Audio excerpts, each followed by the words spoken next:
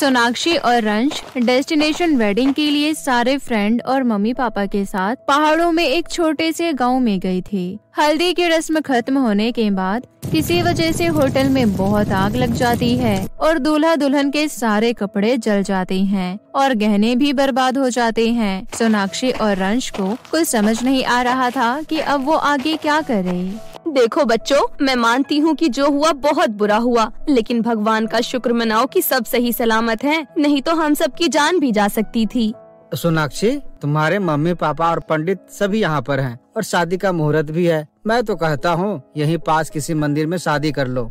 हाँ वही तो, वो चाहे बड़े होटल में हो या छोटे मंदिर में। मैं राजी हूँ, हमारी शादी कहीं भी करवा दीजिए, मुझे कोई आपत्ति नहीं है। लेकिन मेरी शादी का जोड़ा मैं क्या पहनूंगी? मेरे पास कुछ पहनने को नहीं है। कुछ तो होगा ना बेटा, कोई भी कुर्ता साड़ी कुछ भी चलेगा। बस एक काला कुर्ता ही है मेरे पास, मैंने बाहर निकाल कर रखा हुआ है। बस तो फिर आज के मुहूर्त में तुम दोनों की शादी हो ही जाएगी।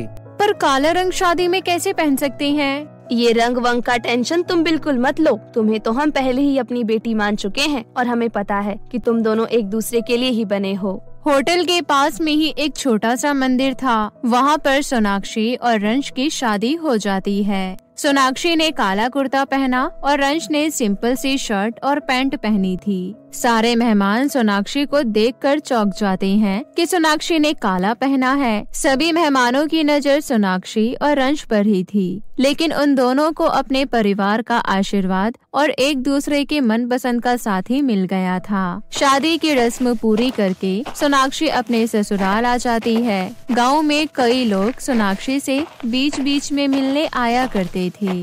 काला पहनने का सोच लिया था तो इतना बड़ा अपशगुन होना ही था। अरे भाई, मैंने जानबूझकर नहीं पहना था काला कुर्ता, वो तो वहाँ पर आग लग गई थी, इसलिए हम सबके सारे कपड़े जल गए थे। हाय फूटी किस्मत तुम्हारी, ब्याह के बाद अपने घर आई, वो भी इतने बड़े नुकसान के साथ। मेरी भी तो शादी के सपने टूट गए, ऐसे मत बोलो। गांव वाले बात का बतंगड़ बनाने में समय नहीं लगाते हैं। होटल में लगी आग और उसके काले कुर्ते की वजह से सब उसको बुरी नजरों से देखते थे। इसलिए एक दिन रंश सोनाक्षी से कहता है, क्या हुआ सोनाक्षी, तुम्हें कुछ चीज बहुत दिनों से सता रही है क्या? क्या बात है, मुझे तो बताओगी ना। देखिए ना जी, शादी तो आपकी भी हुई थी ना, आग तो आपके कपड़ों में भी लगी थी ना, लेकिन गाँव वालों को सिर्फ मेरी ही गलती दिखाई देती है। गाँव वालों का क्या है, उनकी बातों का बुरा मत मानो, कुछ दिन में वो लोग भूल जाएंगे। 6 महीने हो गए हैं, अभी तक तो नहीं भूले। आपको पता है, आज मैं बाजार में वही काला कुर्ता पहन कर गई थी। लोग बाजार में से जाने लगे और कहने लगे कि मैं अपने साथ अपशगुन लेकर आई हूँ। सोनाक्षी को वाकई में उस दिन बहुत बुरा लगा था। गाँव वालों ने उसको चुड़ैल चुड़ैल कहकर चढ़ाया था उस दिन। लेकिन सोनाक्षी, तुमने मुझे ये बात पहले क्यों नहीं बताया कि तुम्हारे साथ ऐसा भी हो रहा है? और माँ ने भी मुझे कुछ नहीं बताया, बस खुश होकर लॉटरी के बारे में बता रही थी। हाँ, लेकिन माँ जी को सब कुछ थोड़ी ना सहना है। जिंदगी की सारी खुशियाँ भूल गई हूँ मैं। ये 1 लाख की लॉटरी भी खुश नहीं कर रही मुझे। जब भी सोनाक्षी काला कुर्ता पहनकर बाजार जाती, तभी वो गांव वालों के व्यवहार से परेशान होकर वापस आ जाती। लेकिन रंश के घर वालों को और रंश को लगने लगा था कि जब भी सोनाक्षी काला कुर्ता पहनती है, उसी दिन कुछ न कुछ अच्छा काम होता है। ये सहयोग है या किस्मत? तुझे नहीं लगता कि इस काले कुर्ते में कोई जादू है? हाँ माँ जी, अब तो मुझे भी लगने लगा है। पहली बार 1 लाख की लॉटरी, उसके बाद दूसरी बार आपकी खोई हुई सोने की चेन मिल गई और आज तो चमत्कार ही हो गया, रंश को कंपनी का मैनेजर बना दिया गया। लेकिन ये कुर्ता तो मैं पहले भी पहनती थी, लेकिन अब इसमें जादू कैसे आ गया? ये सब पता लगाने का एक ही तरीका है, कल तो फिर से ये कुर्ता पहन लेना। अगर कल भी कुछ जादू हुआ तो इसका मतलब सच में इसमें जादू है। अगले दिन सुबह सोनाक्षी नहा धोकर वो काला कुर्ता पहन लेती है। उसको बाजार से कुछ सामान लाना था और बिजली का बिल भरना था। बाजार की कड़क धूप में सोनाक्षी जादू के बारे में भूल ही गई थी। वो इलेक्ट्रिसिटी ऑफिस में जाती है। अरे भाई साहब, बिजली का बिल भरना था मुझे। लाओ अपना बिजली का बिल और पैसे दे दो। सोनाक्षी पैसे देकर वहाँ से जाने ही वाली थी कि तभी वो आदमी सोनाक्षी को पैसे वापस कर देता है और कहता है, बधाई हो सोनाक्षी जी, आप हमारी 100वीं लकी कस्टमर हो। आपको हमारे इलेक्ट्रिसिटी ऑफिस से 1 साल की बिजली का बिल ना भरने की छूट मिलती है। ये सब सुनकर सोनाक्षी खुश हो जाती है और तुरंत ही अपनी सासू माँ से आकर कहती है, माँ जी, जादू, सच में जादू। ये कुर्ता सच में जादुई है। आपको पता है, हमें 1 साल के लिए बिजली का बिल नहीं भरना पड़ेगा। सोनाक्षी के काले कुर्ते में जादू है, ये बात पूरे गांव में फैल जाती है। लेकिन गांव वाले इस बात को मानने के लिए राजी नहीं थे।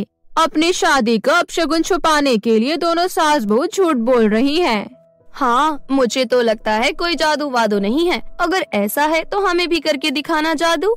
ये सब बातें सोनाक्षी तक पहुंचती है। माँ जी, आपने सुना गांव वाले क्या कह रहे हैं? सुना है मैंने, वो तुम्हारे जादुई कुर्ते पर विश्वास नहीं कर रहे हैं। अगले दिन सुबह सोनाक्षी फिर से काला कुर्ता पहनकर बाजार के लिए निकलती है। सारे गांव वालों की नजर उसी पर टिकी थी। आप लोग ऐसे क्यों देख रही हो मुझे? अरे हम तो तुम्हारा जादुई कुर्ता देख रहे थे कि जादुई कुर्ता कैसा दिखता है। जरा इस गिलास को गायब करके तो दिखाओ। ये सब सुनकर वहाँ सभी खड़े लोग हंसने लगते हैं और सभी लोग उसे ताने मार रहे थे। शाम को पूरा गांव मंदिर में आरती के लिए आया। सोनाक्षी के काले कुर्ते की वजह से मंदिर का पंडित उसको मंदिर में आने नहीं देता। नहीं, मैं तो आऊंगी ही अंदर। काला कपड़ा पहन लिया तो क्या हुआ, मेरा दिल तो साफ है ना। सोनाक्षी और पुजारी की बहस देखकर सारे गांव वाले वहां पर इकट्ठे हो जाते हैं और मंदिर से बाहर आ जाते हैं। अचानक से बहुत तेज का भूकंप आता है और गांव का मंदिर वहीं ढेर हो जाता है। हे भगवान, आपकी लीला अपरंपार है। शुक्र है हम सब मंदिर से बाहर निकल गए थे, वरना तो सारे के सारे मारे जाते। आखिरकार मेरी बहू के काले कुर्ते से बाहर आए ना आप लोग, तो आप लोगों को बचा लिया ना इस काले कुर्ते ने। गांव वाले आखिरकार ये बात मान ही लेते हैं कि अगर सोनाक्षी वहां पर ना आई होती और पुजारी से उसकी कहा सुनी नहीं होती, गांव वाले मंदिर से बाहर नहीं आते, तो वो भी भूकंप में उस मंदिर के नीचे दब के मर जाते।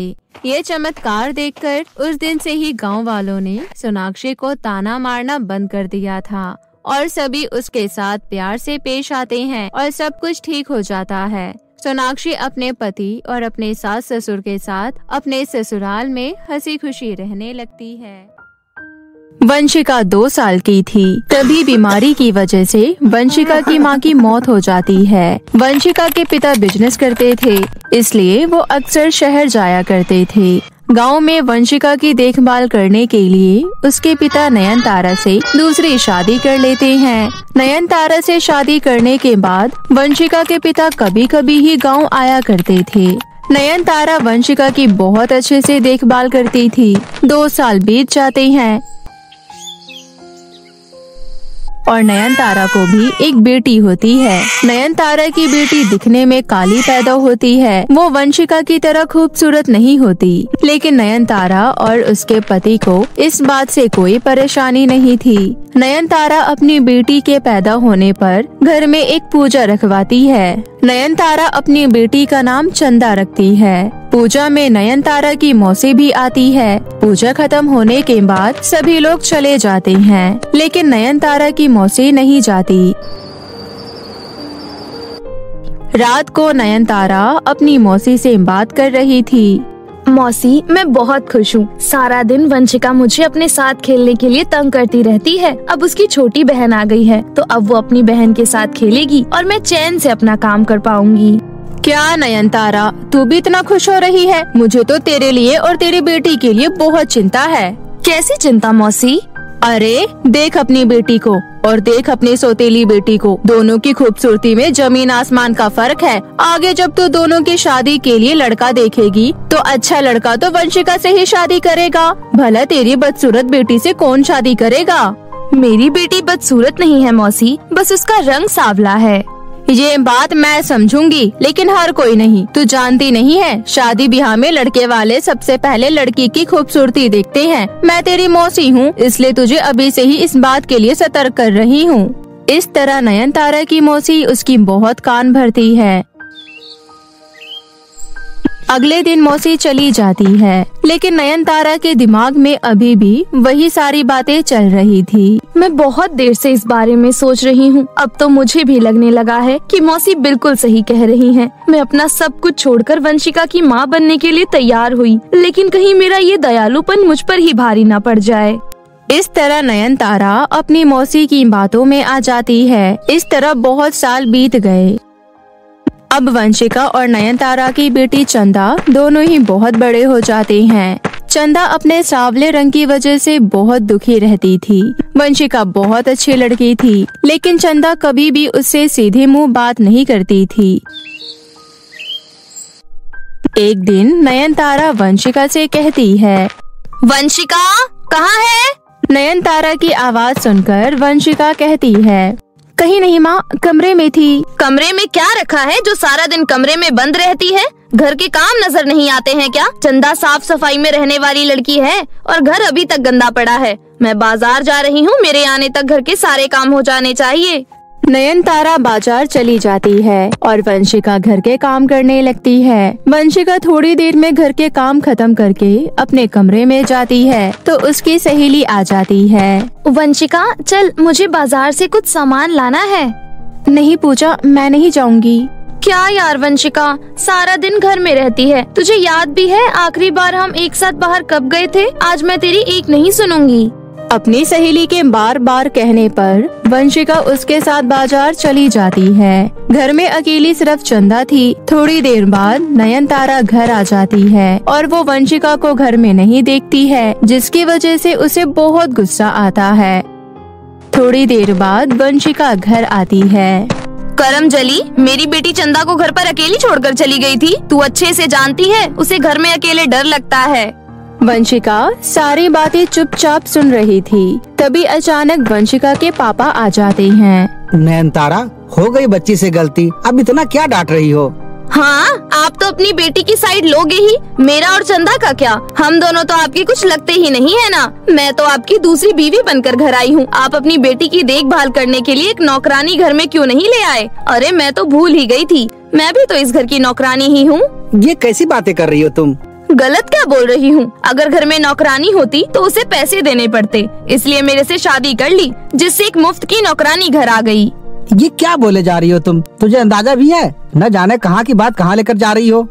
माँ, पापा, प्लीज आप दोनों लड़ना बंद कीजिए। हाँ, मेरी गलती है। मुझे चंदा को अकेले घर पर छोड़कर नहीं जाना चाहिए। आगे से मैं इस बात का ध्यान रखूंगी। इतना बोलकर वंशिका अपने कमरे में चली जाती है। वंशिका के पापा भी वहाँ से चले जाते हैं। दोनों के जाने के बाद चंदा अपनी माँ से कहती है, माँ, अब वंशिका को कुछ नहीं बोलती हो?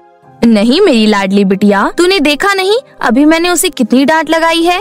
सिर्फ डांट लगाई है ना, इस बात पर तो आपको उसकी पिटाई करनी चाहिए थी। मुझे पता है आपके मन में भी उसके लिए प्यार है। मैं काली हूँ ना, इसलिए मुझे कोई प्यार नहीं करता, आप भी नहीं। इतना बोलकर चंदा वहाँ से चली जाती है। अपनी बेटी को खुश करने के लिए नयनतारा का अत्याचार वंशिका पर बढ़ता ही जा रहा था। एक दिन की बात है, वंशिका सब्जियां काट रही थी। तभी अचानक नयनतारा उसके पास आती है और बोलती है, तुझे क्या लगता है तू मेरी बेटी से खूबसूरत है तो कुछ भी कर सकती है? लेकिन एक बात अच्छे से समझ ले, जब तक मैं हूँ तब तक तेरा इस घर में कुछ नहीं चलने वाला है। लेकिन माँ, मैंने क्या किया है? बेवजह आप मुझ पर गुस्सा करती रहती हो। कुछ तो कारण होगा, क्यों आप मेरे से इतना नफरत करते हो? तेरी खूबसूरती की वजह से मैं तुझसे नफरत करती हूँ। लेकिन माँ, इसमें मेरी क्या गलती है? तेरी ही गलती है। तू भी जानती है कि तू खूबसूरत है, इसलिए तेरी शादी किसी अच्छे घर में हो जाएगी, लेकिन मेरी बेटी चंदा की नहीं हो पाएगी। ऐसा नहीं है माँ, ये सब तो मैंने आज तक कभी सोचा भी नहीं है। ज्यादा अच्छी और भोली बनने की कोशिश मत कर, तेरे जैसी लड़की को अच्छे से जानती हूँ मैं। इतना बोलकर नयनतारा वहाँ से चली जाती है। वंशिका काम करते हुए बहुत रोती है। आज मुझे पता चला आखिर माँ मेरे से इतना नफरत क्यों करती है, लेकिन इसमें मेरी क्या गलती है? अगर मेरे सांवले हो जाने के बाद सब कुछ ठीक हो जाता है तो मैं भगवान से यही प्रार्थना करती हूँ कि कुछ ऐसा चमत्कार करो कि मैं सांवली हो जाऊँ। इस तरह वंशिका बहुत रोती है। कुछ महीने बीत जाते हैं। रेखा नाम की औरत नयनतारा के घर आती है। नयनतारा रेखा से बोलती है, रेखा बहन, मेरी बेटी चंदा के लिए अमीर और व्यवहारिक घर का रिश्ता देखो। लेकिन नयनतारा बहन, वंशिका तो चंदा से बड़ी है ना? हाँ, लेकिन मैं चंदा की शादी पहले करवाना चाहती हूँ। चंदा के लिए अमीर घर का रिश्ता देखना मुश्किल है, क्योंकि अमीर लोगों के पास किसी चीज की कमी नहीं होती है और वो अपने घर के लिए खूबसूरत बहू देखते हैं। अगर वंशिका के लिए ढूंढना होता तो आसानी से मिल जाता, लेकिन चंदा के लिए बहुत मुश्किल है। ये बातें चंदा सुन लेती है और वो रोते हुए अपने कमरे में जाती है। वंशिका भी पीछे से चंदा के कमरे में जाती है। चंदा, रो मत। तू मेरे कमरे में क्यों आई है? हाँ जरूर, तू मेरे कमरे में मेरा मजाक बनाने आई होगी। नहीं, ऐसा नहीं है मेरी बहन। तू और माँ मेरे बारे में इतना गलत क्यों सोचती हो?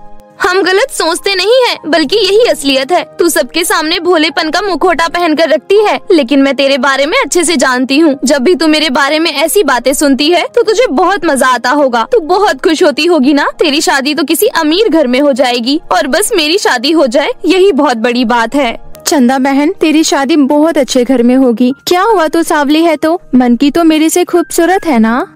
तुझे क्या लगता है तेरी इन बातों से मैं तुझे अपनी बहन मानने लगूंगी? मेरे कमरे से बाहर निकल जा। मेरी बात सुन। नहीं, मुझे कुछ नहीं सुनना है। मैंने कहा ना, मेरे कमरे से बाहर निकल।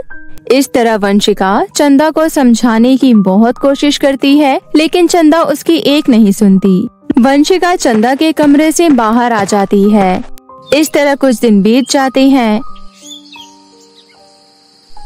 एक दिन वंशिका की सहेली निशा उसके घर आती है। उस वक्त घर में बस चंदा और वंशिका थे।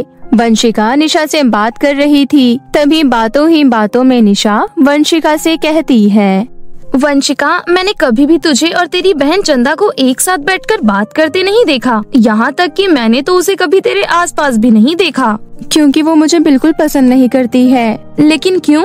हाँ, मैं उसे बहुत प्यार करती हूँ, लेकिन उसे लगता है कि मैं उसका मजाक बनाती हूँ। निशा, अब तू ही बता, अगर मैं खूबसूरत हूँ तो इसमें मेरी क्या गलती है? पता नहीं क्यों माँ और चंदा को लगता है कि मुझे मेरी खूबसूरती पर घमंड है। मैं अपनी माँ और बहन के प्यार के लिए बहुत तरसती हूँ। मैं उसे कैसे समझाऊँ? वो तो मेरी बात सुनने के लिए तैयार ही नहीं होते हैं। तू परेशान मत हो, सब कुछ ठीक हो जाएगा। हाँ, मैं भी यही सोचती रहती हूँ। काश एक दिन सब कुछ ठीक हो जाए और चंदा की शादी एक बहुत अच्छे घर में हो और उसे वहाँ बहुत प्यार मिले। चंदा वंशिका और उसके सहेली की बातें दरवाजे पर खड़ी होकर सुन लेती है। वो अपने कमरे में जाती है और खुद में बोलती है, मुझे तो लगता था कि वंशिका को अपनी खूबसूरती पर बहुत घमंड है और वो मेरा मजाक बनाती होगी, लेकिन वो तो वाकई बहुत अच्छी है और हमेशा मेरे अच्छे के लिए सोचती है। मैं ही गलत थी जो अपनी ही बहन से जलन कर बैठी। इस तरह चंदा को अपनी गलती पर पछतावा होता है। थोड़ी देर बाद वंशिका की सहेली चली जाती है। उसके जाने के बाद चंदा वंशिका के कमरे में जाती है और उसे गले से लगा लेती है। नयनतारा दोनों को गले लगते हुए देखती है। माँ, आप भी आओ। चंदा, तुझे क्या हो गया अचानक?